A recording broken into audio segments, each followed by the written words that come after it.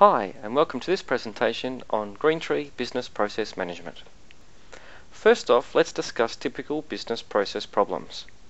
If you think for a minute about the types of things that have gone wrong in your business recently, then take that further and consider the causes of these issues, we often find a common thread.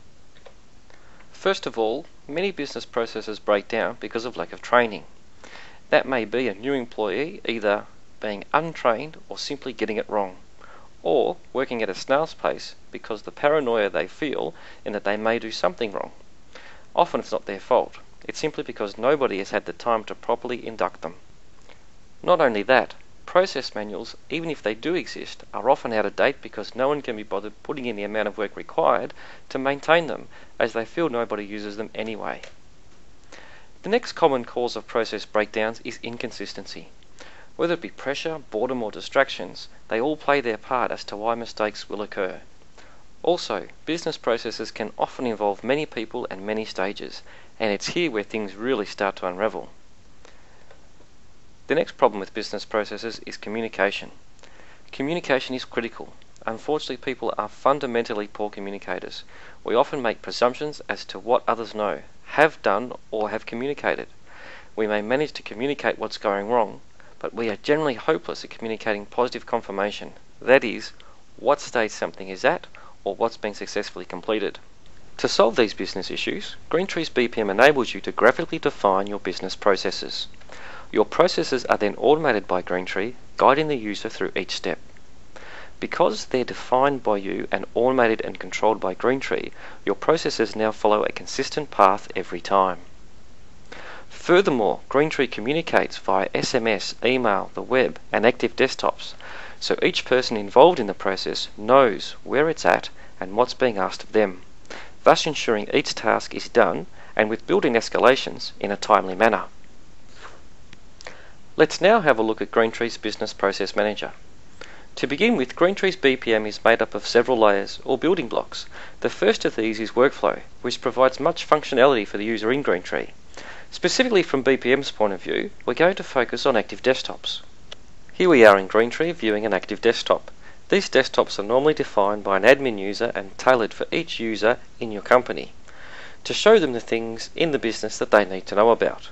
This particular desktop is an example of one a user in a distribution company may have. Each panel shows us different information. In this panel I can see our current list of back orders. That is, orders our customers have raised with us, but we don't have enough inventory to satisfy them. So the user can see which items they need to acquire immediately. The panel to the right shows us orders that have come in that we do have enough stock for and are waiting to be picked. Down here I can see the orders that are being picked as we speak. And last of all, this panel shows us the orders that have gone out and are waiting invoicing. For example, they may be emailed out at the end of the day. This is a live desktop, not a snapshot of how the transaction sat at a particular time. To demonstrate this, if I choose to pick this order here that ends in 34, and click on there to generate the picking step, you'll notice that it's removed itself from the orders waiting to be picked basket and added itself to the picking in progress basket. And this will have changed on every user's desktop that sees these panels instantly. The second building block is the rules engine, which is already used by Greentree's Approvals and Alerts module. In Greentree, when Approvals and Alerts is in use, you can show this traffic light icon on any Greentree record. When the traffic light is green, it simply means the record has been approved. If it's yellow, it's pending approval, and if it's red, it's been rejected. In this case, this record has been approved. The important thing, however, from BPM's point of view is how the approval got there in the first place. To that end, Greentree has an inbuilt rules engine. In this rules engine, you can define what event takes place to start your process off. So for example, it may be when a record is first created, changed or deleted, or it's created by some other process. But not only that, you can also put conditions around it. So for example, here I'm saying only if a purchase order is over $500 do I want it to actually start the process. The next layer is the escalation engine. It looks for things that haven't happened rather than things that have. For example, a certain task may have been active for 48 hours and is still not completed. The escalation engine can be used to automatically remind someone to do it, or reassign it to someone else. The last level is the graphical process flow designer itself. To demonstrate both of these two layers, let's have a look at two real-world examples of how BPM has been used. First of all, we have the account application example. The organisation that set up this process did it for two reasons. Firstly, to ensure that a prospect who wanted a customer account with them should be allowed to, as opposed to going through their reseller network. To ensure that this happens, the sales manager must approve every application.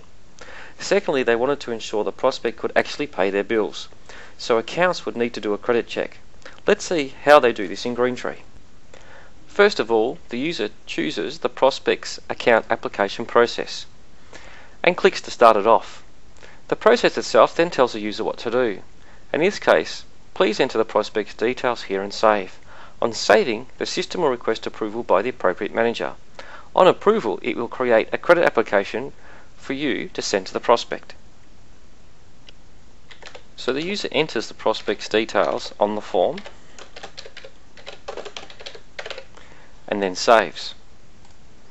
On saving it, on the sales manager's desktop, an approval has popped up for them to look at. That user can load that prospect's details, and here we can see Smith's Computers, the address details and so forth, and importantly we can see that the customer is currently inactive, and it's the process that has actually made that happen. Furthermore, our traffic light icon is yellow, and that signifies that this record's pending approval. The sales manager decides that this prospect can become a customer, so they click in and choose to approve the record. The process now goes back to the admin user and creates the account application form for them. So here we can see that it's filled it in for Wilma Smith at Smith's Computers and asking Wilma to send through her trade references. Meanwhile, back in Greentree, I can see that the next task has been allocated to me, and that is waiting for the application to come back from Smith's Computers, and that's due 1 week after today. I've built escalations in around that. If the account application hasn't come back within 3 days, the system will automatically email Wilma to remind her to send the application in. If it hasn't come in on the 14th, which is a week later, it will automatically remind me via email to actually give them a call and follow them up. Let's assume that the application's come back, so I can mark this task as being completed. The next part of the process is to ask me, have they passed our criteria? That is, have we checked their trade references, checked their credit history with the bank to make sure that they can actually pay their bill. In this case, we say that we have, and it's okay. On clicking yes, it creates the account acceptance form for us, and we can see here that it's sent it to Wilma Smith with her new account number, her terms, her credit limit, and details about how to place orders with our company. Meanwhile, back in Greentree, if we reload that customer account, there's a few things we can see here. First of all, that the traffic light is green, signifying that the salesperson approved them along the way during the process. We can see that the account is now active, which signifies that they've completed the whole process. Not only that, if we actually click on this icon here, we can actually see the process the prospect went through to actually become a customer. So we can see every step of that process. If we follow the yellow brick road there, we can see that they passed our criteria.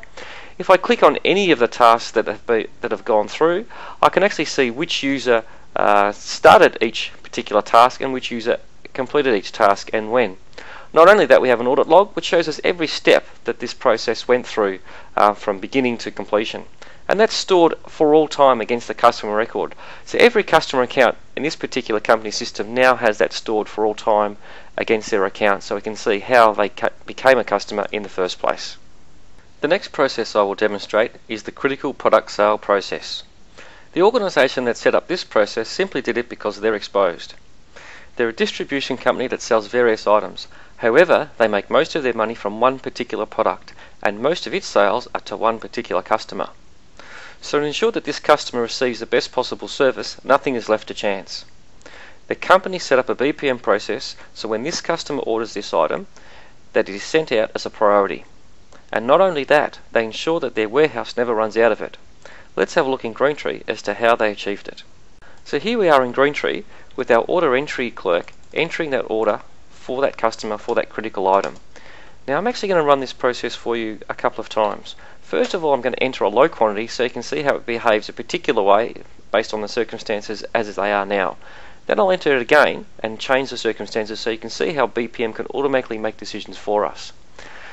So I save that order, and as we'd expect, it's popped up on our orders waiting to be picked window. But not only that, it's got its own special window of critical orders picked now. So the warehouse are visually aware that this order is critical and it must go out straight away. Not only that, they've built escalations around that particular order. If that order sits there for an hour, it automatically sends an email to the warehouse team. If it sits there for 2 hours and still isn't picked, it will automatically send an SMS to the warehouse manager. And if it sits there for 3 hours and still isn't picked, it sends an SMS to the sales manager. And to this day, the sales manager has actually never received that particular SMS. So this second time round, the customer's ordered it again, but this time they've ordered a few more. So this time the quantity is up to 10. The sales order entry clerk saves that order, as they did last time, and as we'd expect, it's popped up into our orders waiting to be picked window, and also our critical orders to pick now window like it did last time. However, this time it's gone and done something else also. On the purchasing manager's desktop, it's actually gone and created a requisition and allocated the next task to them. So the purchasing manager would double click into that, and it's actually telling him what's happened. This item is considered critical. Please confirm the quantity on this requisition and save. After saving, a purchase order will automatically be generated for the supplier to ensure we do not run out of stock of this item. So we have enough stock for the order that's just come in for that customer, but this is actually taking care of not this order or the next order, but orders 2 months away, to make sure we always have enough inventory of this item, so that customer is always serviced fast. So all the purchasing manager needs to do is confirm that that's the item they want to buy, there's the supplier, and how many they need to buy. If they're happy with that requisition that the system is automatically created through the process manager, all they need to do is save it. It will automatically generate the purchase order for them, and here it is, ready to go to the supplier. If we jump back into Greentree and have a look at those 2 processes that executed, the first time around when we put the order in, it added it to the critical list, then split it into 2 parallel tasks, one making sure that the packing slip was picked quickly, the other where it actually went and checked to see if we actually needed to do any reordering. In this case we didn't, so it made that decision for us based on our own criteria. However, of course, the second time round when the order was entered, we can see that it actually did say it needed to create a requisition and generate a purchase order. And again, if we could click into there, we can see when that was started and when it was completed by that particular user. That brings us to the end of this presentation on Greentree Business Process Manager. Hopefully today I've been able to show you how you can make your processes automated, consistent, visible and transparent. Thank you very much for watching.